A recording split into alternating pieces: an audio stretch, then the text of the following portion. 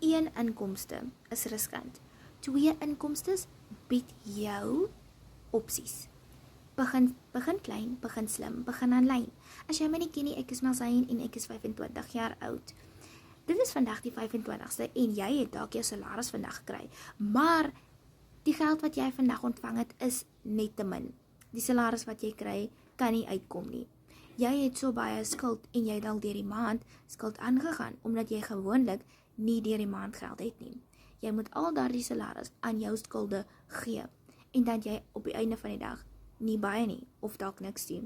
Jy is dalk iemand wat eers die 28ste pay en jy moet nog 'n paar dae wag. En jy kan ook nie uitsien na jou salaris nie, want die geld wat jy ook kry is te min.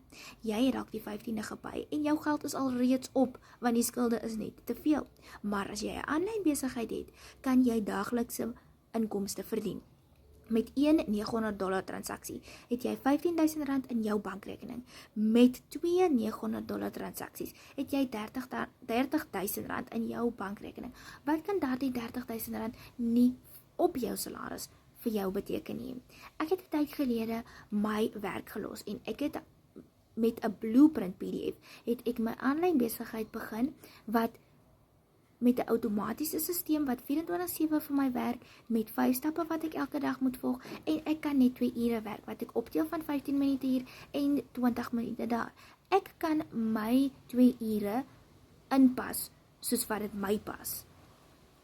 So as jy ook 'n aanlyn besigheid wil begin, waar jy ekstra inkomste kan verdien op 'n daaglikse basis, en jouself kan uitneem en iewers kan gaan rus, of net jouself wil bederf, sit vir my blueprint PDF in die comments, en ek wil graag hierdie blueprint PDF met jou deel, om jou aanlyn inkomste te verdien op 'n daaglikse basis, en waar jy 'n aanlyn besigheid kan begin, waar jy jou eie baas is.